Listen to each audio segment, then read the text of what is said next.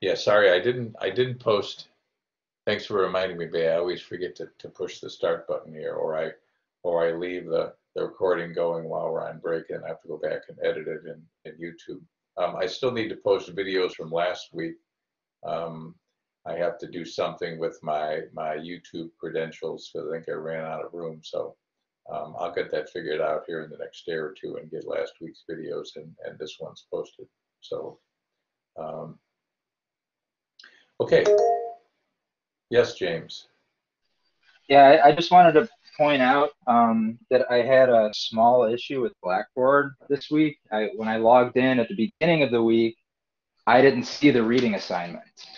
So when you asked if I had read the article, I was like, I don't remember reading that article, and I looked, and then there they were. I don't know if they were posted late Yeah, and I didn't double check or. yeah. I mean, generally speaking, folks, we have class on Mondays. I try to do my Triton work on Tuesdays, right? I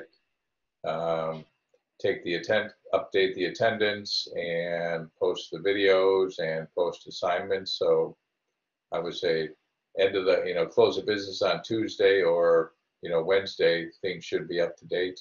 Um, I can't say that I'm perfect and don't forget things sometimes, but I try to do things the next day after class. So, Okay, I'll double check Tuesday, Wednesday and stuff to make sure then from now on. yep, thanks. Okay. Um, Again, this is a lecture to provide some background or some context here for what will ultimately be LEED Sustainable Site, SF Sustainable Sites, and WE Water Efficiency. We're going to talk about some things related to infrastructure, right? So why are we why are we learning about stormwater and wastewater? First of all, I may not even know what that means, so I'll try to get to that. But again, as we just saw, buildings exist in context, right? Buildings aren't just things that are floating out in space. Buildings are located on sites. Sites have natural features, they have climate, there are adjacent structures, there's neighborhood and community. Buildings exist in a legal and a regulatory framework. What do I mean by that? Buildings are built in communities that have building codes and zoning requirements, right? All those things go into how we design and construct and operate and maintain buildings. And also buildings exist in the context of their supporting infrastructure, right? It's extremely rare, certainly in a urban environment. It would be almost unheard of for us to have a building that isn't connected to a bunch of systems, right? I call those systems infrastructure. So our buildings are connected to a source of electricity. They're connected to a source of natural gas. They're in a transportation system, be it public transportation or bus or maybe none of the above if it's way out in Elburn, right? They're connected to water supply. They're connected to sewage and wastewater treatment, right? Buildings are also connected to nowadays they're connected to telecommunications, right? And I should probably update my slides, right? We have our buildings have are wired, they have internet connections, right? So this is the infrastructure that allows us to do the things that we need to do in buildings, right? So what is a water and a wastewater system, right? So on the water supply side, um, we have systems where we are withdrawing water from a source, we're purifying it, we're delivering it. Over on the disposal side, right, we're collecting all that wastewater from buildings, we're treating it, and we are ultimately discharging it to some receiving body of water. So in the case of Chicagoland, right, we have at least in the city and probably close in suburbs where most of us live, right? We get our water from Lake Michigan. So those of us on the north side are probably getting our water from the Jardine water treatment plant. That's that kind of obscure looking building that juts out into the lake to the north of Navy Pier, right? You probably, if you've gone to Navy Pier and ridden around in the Ferris wheel, you're probably like, oh, what's that big thing sticking out in the lake next to Navy Pier, right? That's where water is taken out of the lake and treated and pumped to all the buildings in the area.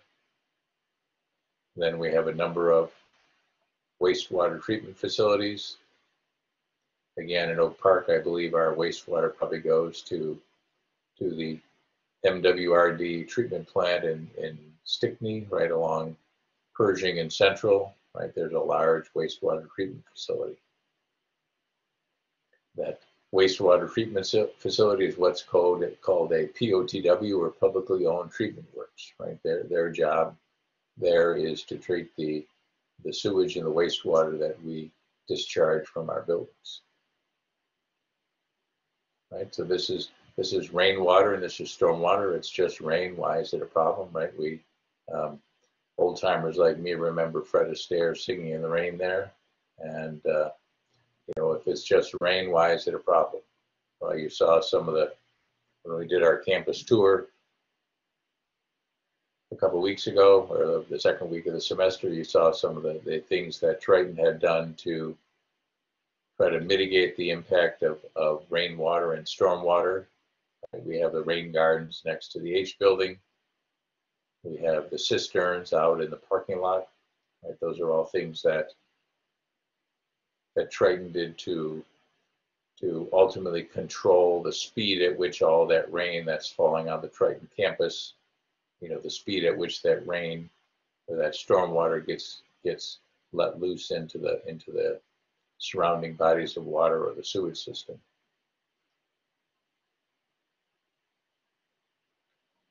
Right, so a couple definitions here in this world. Stormwater is rain or precipitation that does not soak into the ground, but instead runs off its surface. Again, right now outside my office window, I can hear it rain.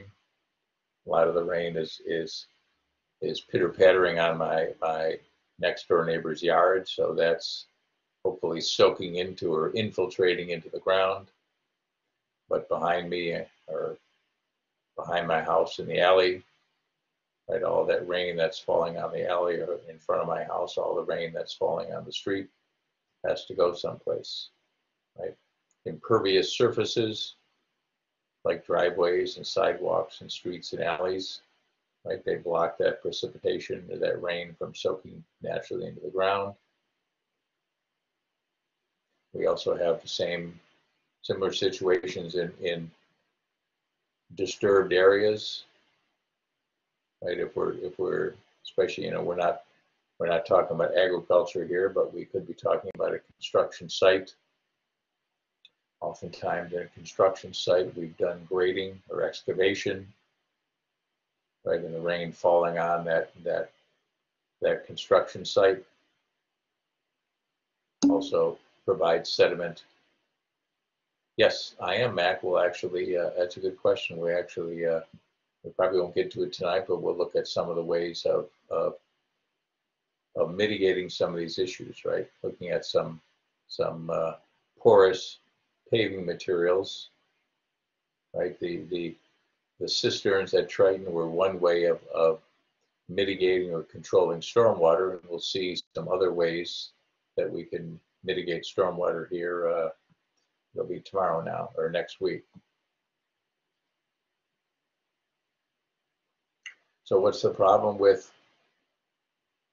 all that rain falling on impervious surfaces? It means that we have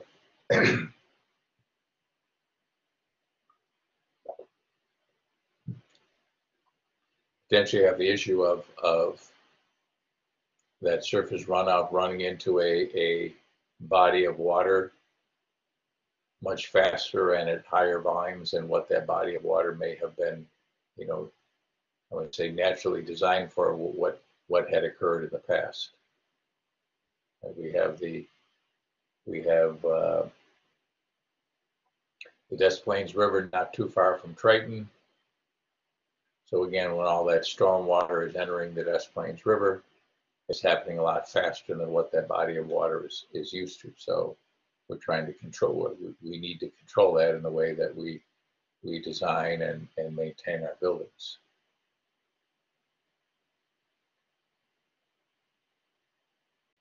Right, you see in the case of on the left there, right, natural ground cover, that rain or that rainfall soaks into the ground.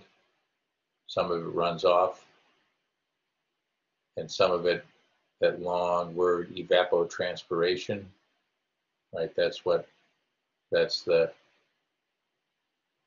process of plants taking up that water and releasing it back to the atmosphere.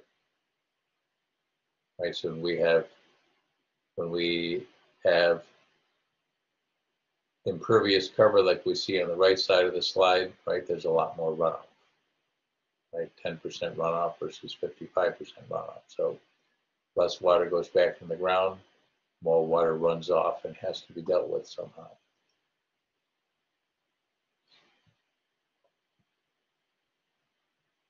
Right, here's evapotranspiration, right? I forgot that I had a slide to define that, right? So that's the evaporation from the land surface plus transpiration from plants. Right? We have a water cycle, and I think from Habitat Earth, we follow the water from the roots all the way up the trunk of the tree and ultimately out the stomata of the leaf.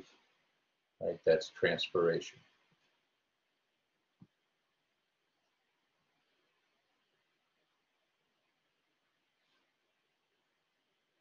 So when you think about this area, we have to, here's another defined term, a watershed. And a watershed is an area of land that drains all the streams and rainfall to a common outlet, to a common river.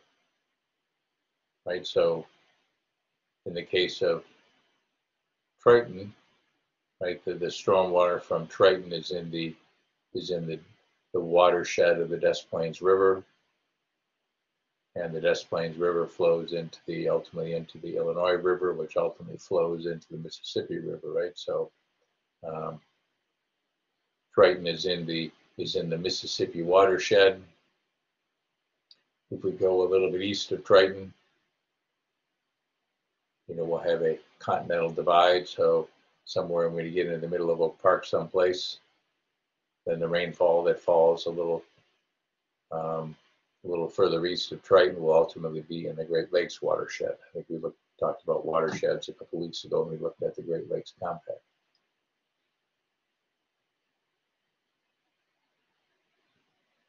So a floodplain is the area around the river that's subject to flooding under certain conditions. And we'll see what that looks like in just a minute. Actually, we'll do it right now. So give me a second to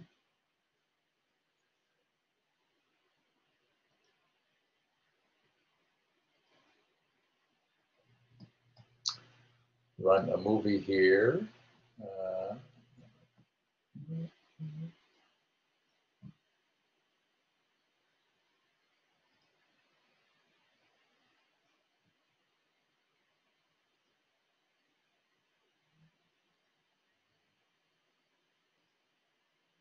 I'm trying to make this show up on the right screen here so I can watch it. Give me a second to do that. There we go.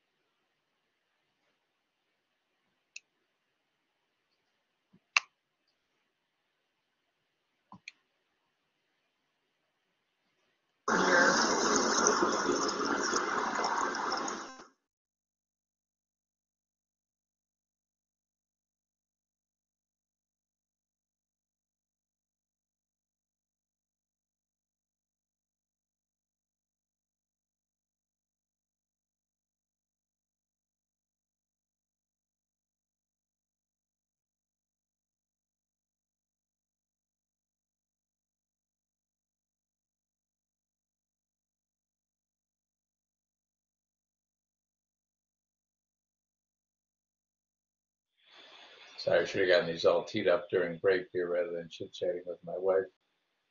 I'll put these up on Blackboard. You can watch them again.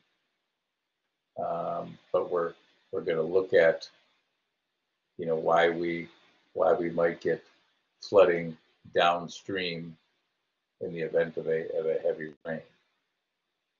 So let me find the next one here.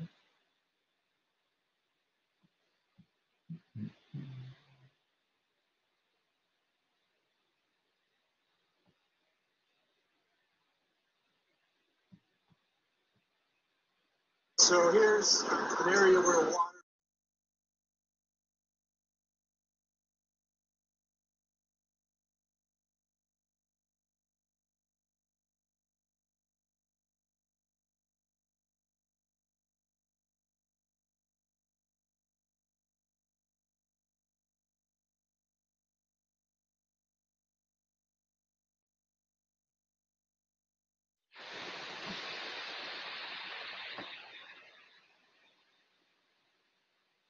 So here's an area where water doesn't have a whole lot of place to soak in. So you can see the homes down here getting flooded and washed away.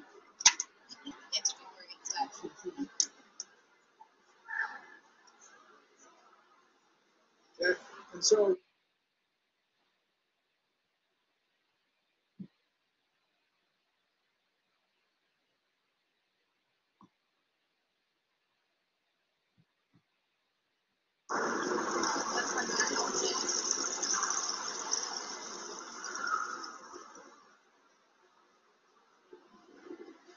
so you see the water, the discharge is coming, but it's staying in the river channel a lot more now. Right. Basically, we're going to slow that water down and just release it slowly over time.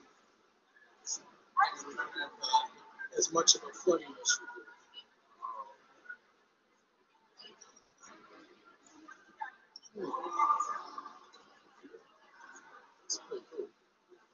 So even with this clay, we can do things like building levees and stuff and show how that's trying to keep water out. Right. But what we can monitor.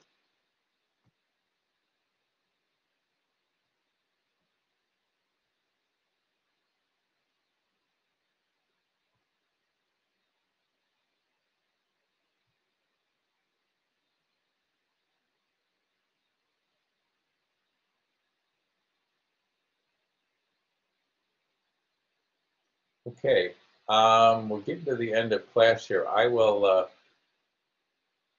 post those on Blackboard and I'll run through them. I'll set the context again and I'll run through them again next week's class. Again, we're looking at some of the impacts of stormwater, right? You saw it, I think in the first video, you know, that rain falls in an area where there's plenty of land to infiltrate, you know, for that plenty of ground for that water to seep into. You see that it doesn't have much of an impact on the downstream. And the second one, where the rain is falling on an area with lots of hardscape, all that water gets released into the river very quickly and causes a flood. And in the third one, there was a stormwater retention feature. And we'll look at retention and detention. So in essence, that would be a human engineered system to try to slow down how that rainfall or that rainwater, you know, hits the receiving river in this case. Okay, well, we're getting close to the top of the end of our class. We will have a midterm. I know you're all going to groan, right?